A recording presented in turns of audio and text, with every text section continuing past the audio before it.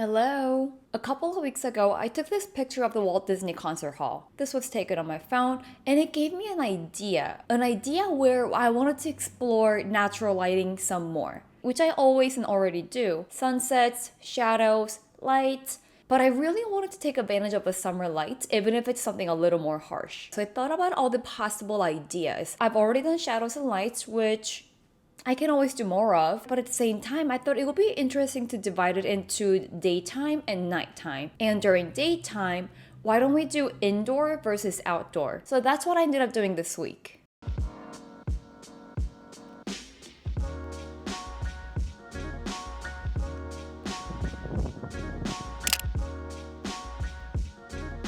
For the indoor portion of the photos, I knew I wanted to go somewhere that gets a lot of natural lighting.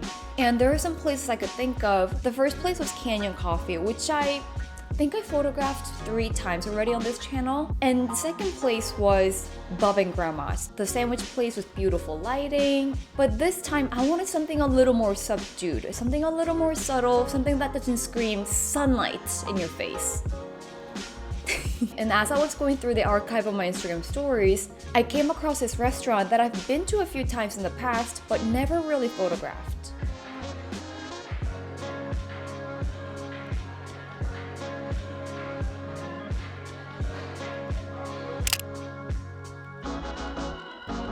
The curtains are somewhat nostalgic to me. I spent my teenage years in Virginia, but before that, I grew up in Korea. Our house had something similar like this. Very thin, airy, linen-like see-through curtain.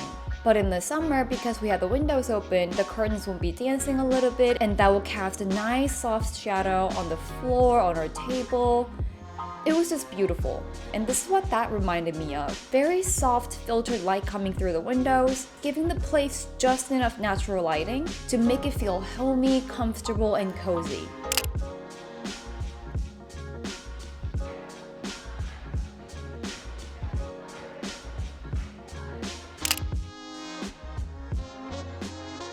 In my last video, I talked about how I like going to places and photographing it completely empty and with some people in it. And this place was perfect for that. The empty seats, clean tables, and this beautiful light coming in, I could not have asked for anything better.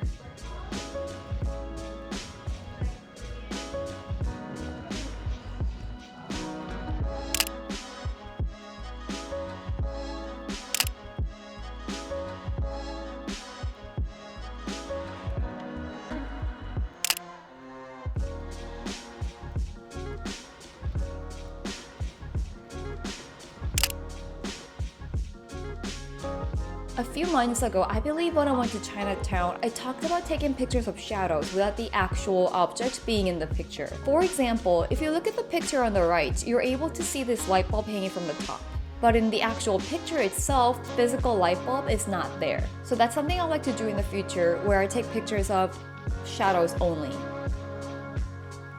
Only shadows. That could be my OnlyFans account. Just shadow pictures. Would people be interested in that? So that's something I kept in mind on this day.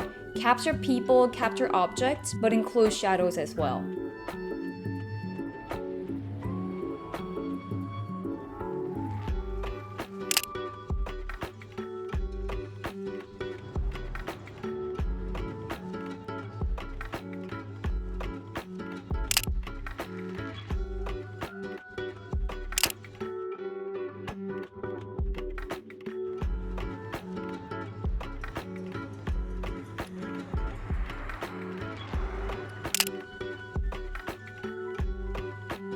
The thing about this picture, I wanted to capture the man sitting down right there. I really wanted to get a picture of him with the lights coming through the trees and him just sitting down there, people watching. There was a car blocking the view, so I wasn't able to take a good picture of him straight on across the street.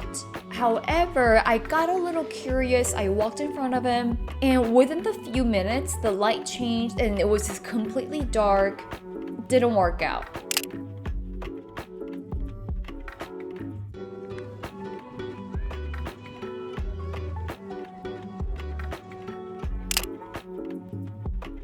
In my last video, I talked about maybe photographing some more of these local events. And luckily over the weekend, there was a festival happening on the 6th Street Bridge. Purposely went there around sunset because 2 reasons. Number 1, I already got daytime pictures, so why not get some nighttime pictures? And number 2, I heard there was gonna be fireworks. So I thought it would be interesting to photograph the firework itself because I've actually never done that. And 2, get some pictures of people taking pictures of the fireworks and also take pictures of people just watching them.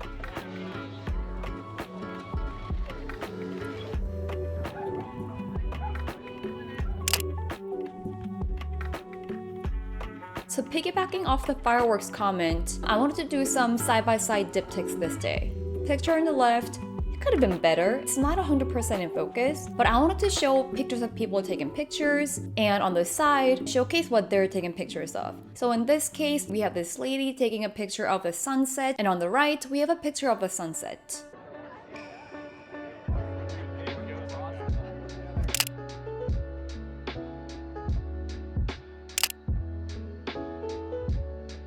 This was a missed opportunity. I noticed this girl from far away and I saw her pointing at things every now and then. And this is where I wanted to do another side-by-side diptych of her pointing at something and me taking a picture of the thing that she was pointing at. By the time I got to them, they ended up doing a U-turn and went back out. So this picture could have been a good diptych, but at the same time, although the girl and the guy are out of focus, you're still able to get a general idea of what this girl is looking at and what the guy was also looking at too.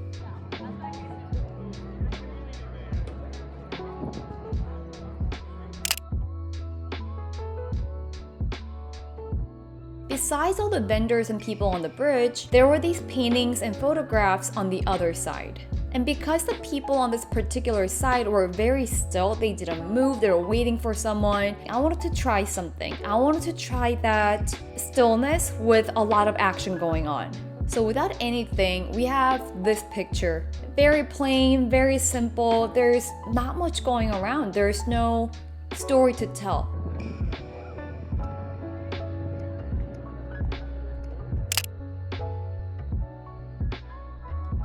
But after playing around with the shutter speed, I was able to get this picture. And this, with all the motion that's going around her, this to me speaks louder than the picture before.